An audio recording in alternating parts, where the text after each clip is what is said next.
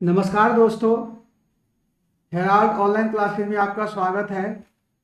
पुनः मैं आपके सामने आर्मी इंग्लिश प्रैक्टिस सेट 4 अर्थात वह इंग्लिश का सेट 25 सेट क्वेश्चन का जो कि अग्निवीर वायुसेना, अग्निवीर थल सेना में स्पेशली कलर के लिए और नौ सेना के लिए अति महत्वपूर्ण है।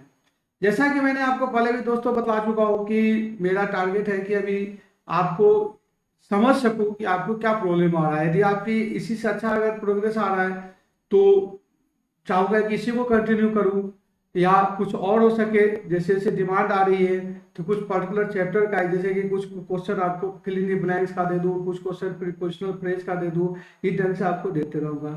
अब आज जो शुरुआत करते हैं कि सबसे पहले 5 क्वेश्चन पैसेज का है। पैसेज को सरल बनाने के लिए मैंने जो जो आपके लिए कठिन शब्द था उसका इंग्लिश भी, हिंदी भी दे दिया है। उससे आपको फायदा है कि आप इसको समझ सकते हो। Teacher is jealous of the text book he defines as a professional implement. The student may come to hate the lab because he associates it with school work. The administrator rationalize his protective attitude towards the library as a defense of costly public equipment against those who play with it rather than learn.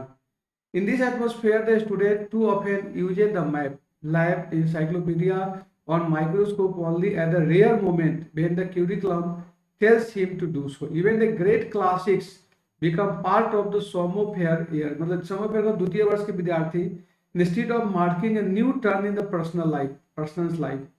School removes a thing from every day used by labeling the education tools. If we are to de-school, both tendency must be resolved. अब देखिए question कि when does the student use the microscope. मतलब यहाँ जो है तो प्रश्न से अगर आप यहाँ देखेंगे माइक्रोस्कोप के बारे में, मैंने यहाँ इसको देखिएगा कि यहाँ देखिए ये जो सेंटेंस है microscope,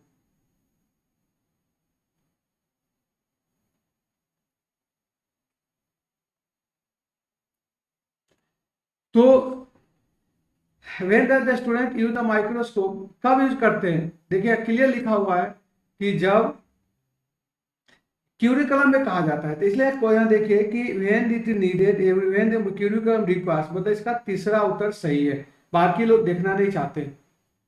next is student hates the lab because, क्यों, it is he associate it with homework. मतलब इतना उसके पास वर्कलोड रहता है कि वो ना लाइब्रेरी जाना चाहता है और न कहीं, बिल्कुल उसी में जुड़ा रहता है। तो इसलिए इसका आंसर चौथा हो जाएगा।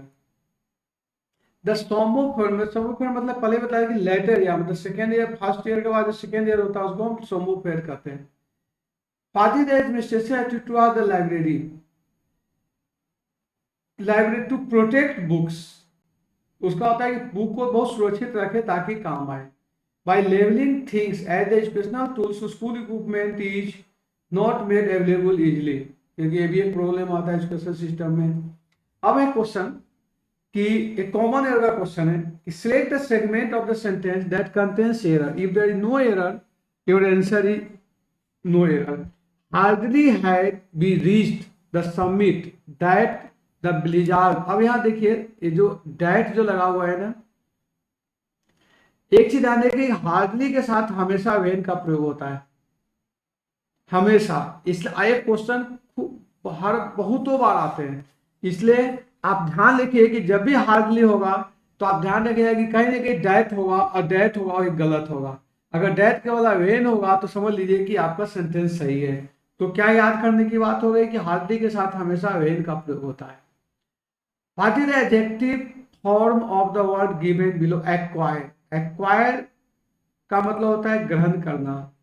इसका जो वर्ब है एडजेक्टिव होगा वह होगा एक्वायर्ड होगा। एक्वायर्ड जनरली तीन ढंग से कहा जाता है, पास्ट टेंस में, पास्ट पार्टिसिपल में यूज किया जाता है और एडजेक्टिव की तरह भी यूज किया जाता है। इसी ढंग से जिसका क्या अर्थ होता है अर्जित, उपार्जित और अभिकृत। वर्ड मीनिंग को बढ़ाने के लिए मैंने आपको दूसरा चीज भी दे दिया है कि जैसे एक्वायरमेंट का मतलब होता है उपार्जन, एक्विजिशन का मतलब होता है अधिकरण। जब किसी चीज को अपने कब्जे में लेते हैं तो उसको बोलते हैं एक्विजिशन हो गया, और जो करता है उसको एक्वाइजर कहा जाता है। fill in the correct word for the given below. Yesterday the temperature was above, average, over, beyond and below. तो यहाँ below सबसे सटीक मिलता है. Yesterday temperature was below the average. ठीक है. तो एक और उसका एग्जाम्पल आपको दे दिया कि जैसा computer skill are below average. I am in waiting for 2 hours, क्योंकि मैंने आपको पहले भी बताया था period of time and point of time. तो यहाँ पीरियड ऑफ टाइम है इसलिए यहाँ 2 आवर्स लिखा हुआ है, इसलिए पॉइंट ऑफ टाइम मतलब फॉर का प्रयोग होगा. लेकिन अगर ये होता है वेटिंग एयर सिंस मंडे, तब जाके सिंस लग जाता है. इसको मैंने पहले भी डिस्क्राइब किया था और फिर भी आपको बता देता हूं. He is an honourable man. पहला चाहिए कि सिंगल काउंटेबल नाउन है तो आर्टिकल लगना चाहिए, और एच का उच्चारण एक ऑनरेबल कहा जाता है, इसीलिए यहाँ एन का प्रयोग होगा. कुछ एग्जाम्पल देख लीजिए. An hour, an air, an honour, honest and honourable etc. Which are the following words opposing in the meaning of the word bold? Contain. Contain का मतलब रोकना, नियंत्रित करना, जिसका कि सही हो जाएगा लेट लूज, खुला छोड़ देना. जनरली कंट्रोल का मतलब नियंत्रित करना ही होता है. एक्सक्यूज मतलब माफी ना देना. विथहोल्ड मतलब रोकना. एब्जॉर्ब मतलब. एमिनेंट मतलब प्रख्यात, इसका अपोजिट होगा इनसिग्निफिकेंट, तुच्छ. साइलेंस. साइलेंस का अर्थ होता है मौन होना, जिसका अपोजिट होता है डिस्टरबेंस. इसी तरह काम. काम का मतलब शांत होता है, अगर उसका अपोजिट होता है एंग्री होता है.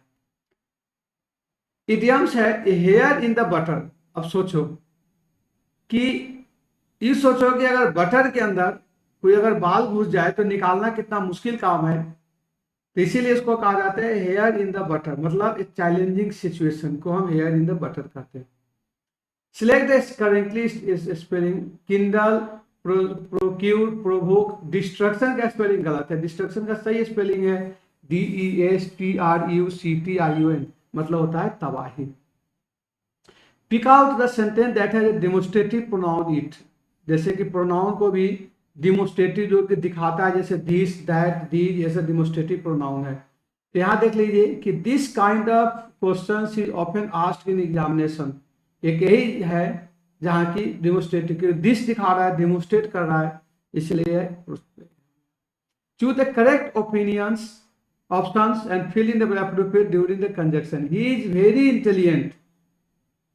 अब देखिए यहाँ बड़ाई के साथ साथ शिकायत भी हो रहा है, इसलिए कहा जाता है कि he is very intelligent but careless. ठीक है. He is very laborious but dull, not punctual. तो इस ढंग से दोनों चीज कहा जाता है, तो वहां बट का प्रयोग करते हैं. अब यहाँ देखिए मिजल्स. मिजल्स जो है ये हमेशा सिंगुलर काउंटेबल नाउन रहता है, तो इसीलिए मिसर केवल सिंगुलर नाउन रहता है, इसलिए यहाँ ईज का प्रयोग किया जाता है. मतलब आप इसके अंदर जो एस लगा हुआ है इसके आधार पर आप कंफ्यूज मत करना कि मिजल के बाद एस लगा हुआ है इसलिए प्लुरल हो जाएगा, यह हमेशा सिंगुलर ही होता है. Select the appropriate model. May, when we expect, possibility दिखाता है. पॉसिबिलिटी के लिए हमेशा मे का प्रयोग किया जाता है.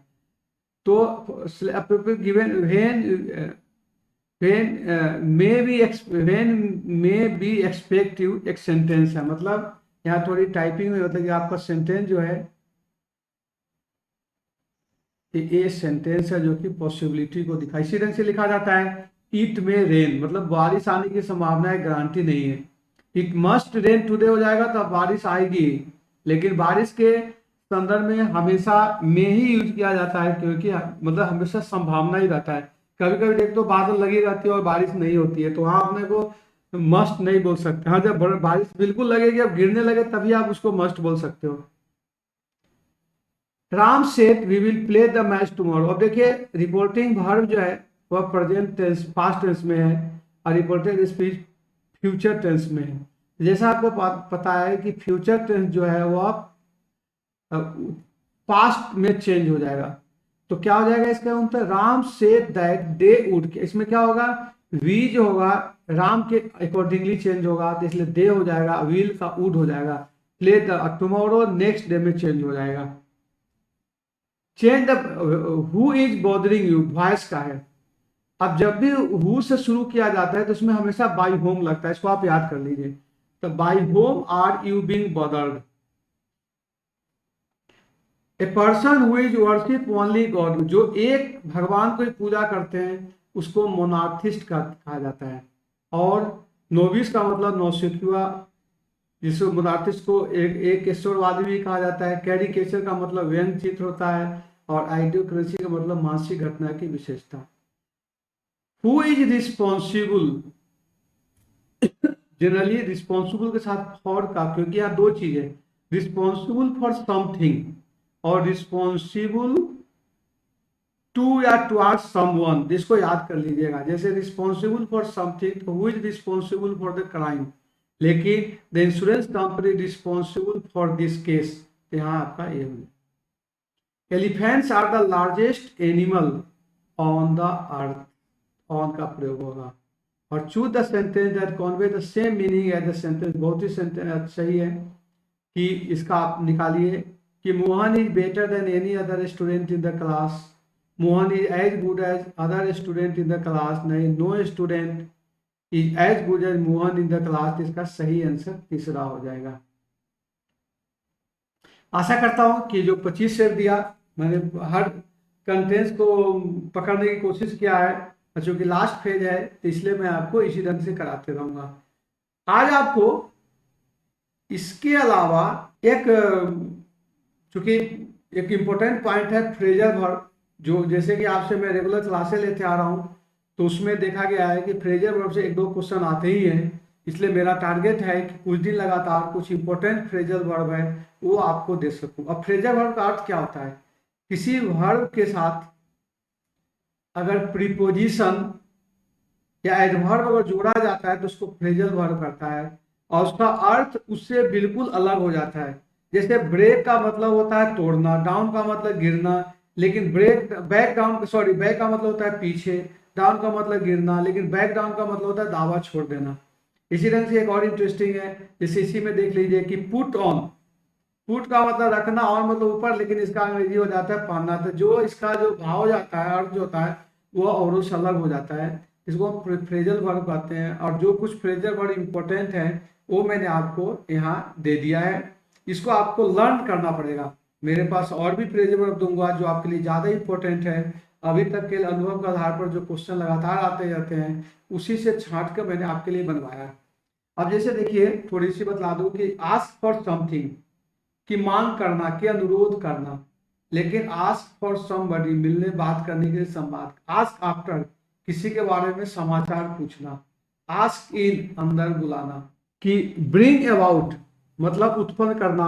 ब्रिंग अलोंग साथ लाना। ब्रिंग टुवर्ड्स मतलब कि ब्रिंग डाउन मतलब कि कम करना। इस ढंग से इसमें कुछ समझने की चीज तो है नहीं। मैं आपसे सलाह दूंगा कि जो प्रिपोजिशनल फ्रेज है वो मेरे जो सर हैं वो आपको सारे को टेलीग्राम चैनल पर भी डाल देंगे, और उसके अलावा अपना जो ऐप है उस पर भी रहेगा, जहां से आपको सहूलियत हो इसको डाउनलोड कर लेंगे और याद कर लीजिएगा। आगे के दिन में और भी आपको ढंग से कुछ ना कुछ पीडीएफ देते रहूंगा जो कि आपका कंपटीशन पॉइंट ऑफ व्यू से बहुत महत्वपूर्ण हो। Okay, thanks.